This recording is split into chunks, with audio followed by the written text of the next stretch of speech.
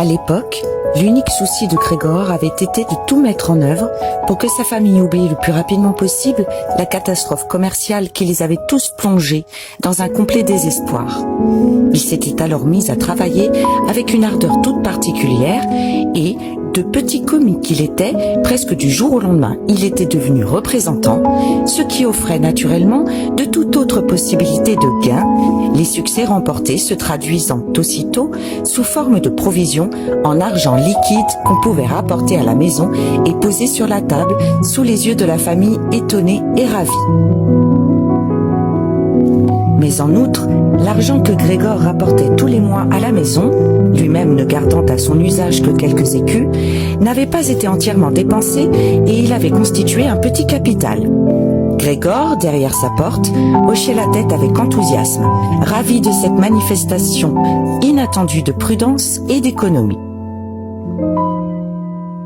Seulement, cet argent était bien loin de suffire à faire vivre la famille des seuls intérêts. Cela suffirait peut-être à la faire vivre 1 an, 2 ans tout au plus, mais c'était tout. Donc c'était juste une somme à laquelle on n'avait pas le droit de toucher et qu'il fallait mettre de côté en cas de besoin. Et il fallait gagner de quoi vivre. Or, le père était en bonne santé, mais c'était un vieil homme qui n'avait plus travaillé depuis déjà 5 ans et qui ne devait en tout cas pas présumer de ses forces.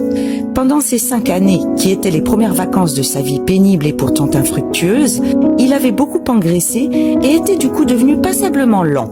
Et est-ce que sa vieille mère, peut-être, allait maintenant devoir gagner de l'argent, elle qui avait de l'asthme, elle pour qui la traversée de l'appartement était déjà un effort et qui passait un jour sur 2 à suffoquer sur le sofa près de la fenêtre ouverte?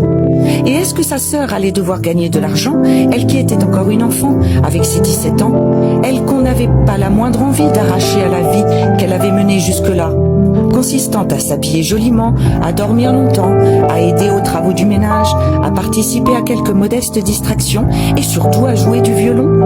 Quand la conversation venait sur la nécessité de gagner de l'argent, Grégor commençait toujours par lâcher la porte et par se jeter sur le sofa qui se trouvait à proximité et dont le cuir était frais, car il était tout brûlant de honte et de chagrin.